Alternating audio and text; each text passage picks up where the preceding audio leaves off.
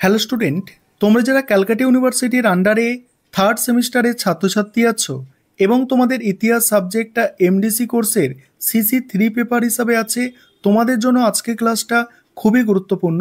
আজকে ক্লাসে তোমাদের 100% কমনযোগ্য লাস্ট মিনিট সাজেশন নিয়ে আলোচনা করব।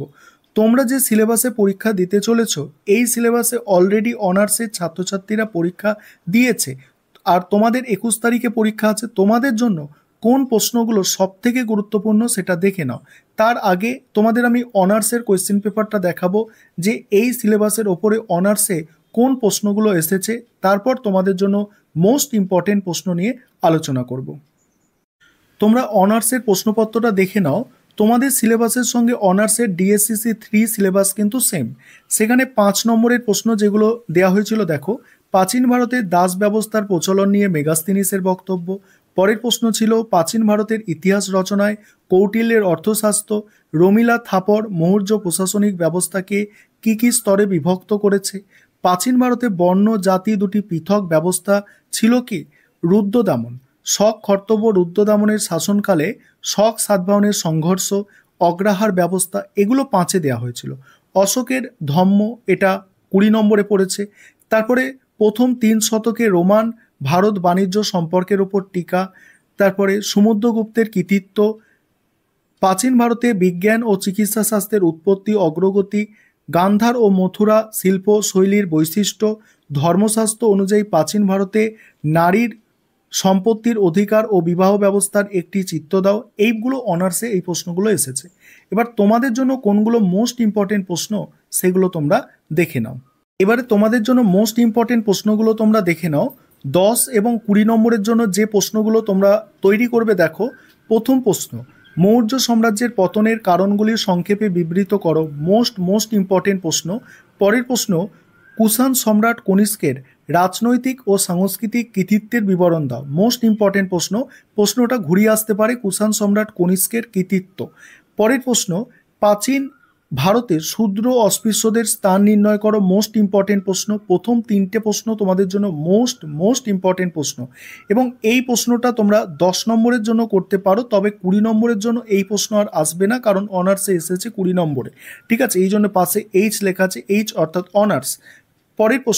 পরের প্রশ্নটাও দেখতে পারো, অজান্তার গুহাচিত্রের ওপর একটি সংক্ষিপ্ত টিকা। এই প্রশ্নটা অতটাও গুরুত্বপূর্ণ নয়, তবে তোমরা একটু দেখতে পারো।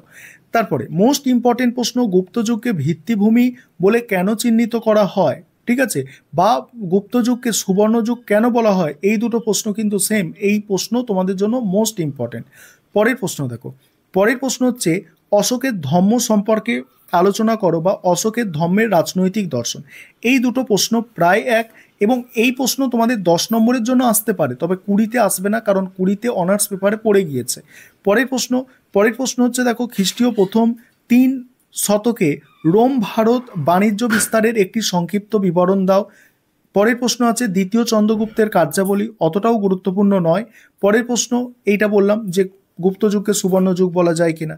এবার এই প্রশ্নটা দেখছো, এটা অনার্সে এসে গেছে, এটা তোমাদের করারই দরকার নেই। পরের প্রশ্ন আছে দেখো, পল্লব স্থাপত্যের পরিচয়, স্থাপত্য শিল্পের ভারতের সামন্ততন্ত্রের উত্থানের প্রেক্ষাপট আলোচনা করো। এবারে পরের প্রশ্ন, গৌতমীর পুত্র সাতকর্ণের কৃতিত্ব বিবৃত করো। এবার 5 নম্বরের প্রশ্নগুলো দেখে নাও। 5 নম্বরের প্রথম প্রশ্ন যেটা আছে, এই প্রশ্নটা অনার্সে এসে গেছে, এটা তোমাদের করতে লাগবে না। দ্বিতীয় প্রশ্নটাও অনার্সে এসে গেছে, তোমাদের করতে লাগবে না। 3 নম্বর প্রশ্ন তোমাদের জন্য মোস্ট ইম্পর্টেন্ট। 3 নম্বর প্রশ্ন হচ্ছে মৌর্য কৃষি ব্যবস্থার উপর সংক্ষিপ্ত টিকা। পরের প্রশ্ন মোস্ট ইম্পর্টেন্ট প্রশ্ন, মৌর্যোত্তর যুগে উত্তর ভারতের নগরায়নের ওপর সংক্ষিপ্ত টিকা। এবার দেখো, এই প্রশ্নটা অনার্সে এসেছে, তোমাদের করতে লাগছে না। পরের যে প্রশ্নটা আছে দেখো, গান্ধার শিল্পের ওপর টিকা বা গান্ধারের ওপর টিকা, এটা একটু ভালো করে তোমাদের করতে হবে। পরের প্রশ্ন আছে খুবই ইম্পর্টেন্ট প্রশ্ন তোমাদের জন্য, গুপ্ত শাসন প্রতিষ্ঠার প্রাক্কালে উত্তর ভারতের রাজনৈতিক অবস্থা সংক্ষেপে বিবৃত করো। পরের প্রশ্ন মোস্ট ইম্পর্টেন্ট প্রশ্ন, গুপ্ত সমাজে নারীদের স্থান নির্ণয় করো।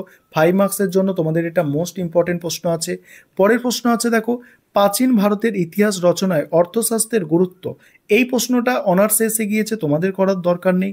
পরের প্রশ্ন, প্রাচীন ভারতের বর্ণ ও জাতি কি দুটি পৃথক ব্যবস্থা ছিল। নেক্সট প্রশ্ন, মথুরা শৈলীর ভাস্কর্যের ওপর একটি সংক্ষিপ্ত টিকা লেখো। পরের প্রশ্ন মোস্ট ইম্পর্টেন্ট প্রশ্ন আছে, মৌর্য যুগে রাজস্ব ব্যবস্থার বৈশিষ্ট্য। নেক্সট, গৌতমীর পুত্র সাতকর্ণীর কৃতিত্ব 5 মার্কসের জন্য ইম্পর্টেন্ট। সমুদ্রগুপ্তের সাম্রাজ্য কতদূর বিস্তৃত ছিল দেখতে পারো, খুব গুরুত্বপূর্ণ নয়। সঙ্গম সাহিত্য মোস্ট ইম্পর্টেন্ট প্রশ্ন। তারপরে দেখো এই প্রশ্নটা অনার্সে এসে গিয়েছে, এটা তোমাদের জন্য দরকার নেই। তারপরে দেখো বাকি প্রশ্নগুলো তোমরা দেখে নাও। এই ছিল তোমাদের লাস্ট মিনিট সাজেশন। তোমরা অনেকে বলেছিলে যে স্যার আমাদের অনার্সের সিলেবাসের ওপরে তো পরীক্ষা হয়ে গিয়েছে, আমাদের কোনগুলো ইম্পর্টেন্ট তোমাদের আজকে বলে দিলাম, কোনগুলো মোস্ট ইম্পর্টেন্ট প্রশ্ন আছে।